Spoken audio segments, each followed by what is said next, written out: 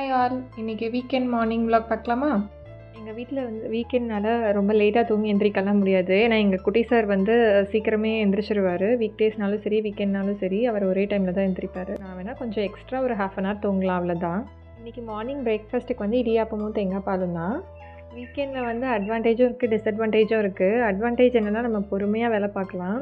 But disadvantage என்னென்னா குட்டீஸை full day engage பண்ணணும். எனக்கு கிச்சனில் பிரேக்ஃபாஸ்ட்டு வேலை போயிட்டுருக்கு. அவங்க ஹஸ்பண்டும் பையனும் ஹாலில் பிளாக்ஸ் வச்சு ஏதோ பண்ணிகிட்ருக்காங்க.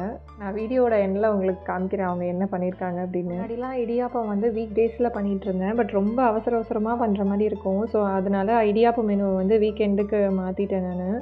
அதனால் ரிலாக்ஸாக பண்ணுற மாதிரி இருக்குது. எனக்கு இந்த இடியாப்பம் மேலே தேங்காய் பால் மலைச்சாரல் மாதிரி ஊற்றி அப்படி சாப்பிட தான் பிடிக்கும். உங்கள் யாருக்கெல்லாம் இந்த மாதிரி பிடிக்கும்னு சொல்லுங்கள். என்னோடய வீடியோ பிடிச்சிருந்தா மறக்காமல் சப்ஸ்கிரைப் பண்ணிவிடுங்க. இன்னொரு வீடியோவில் பார்க்கலாம். பாய்.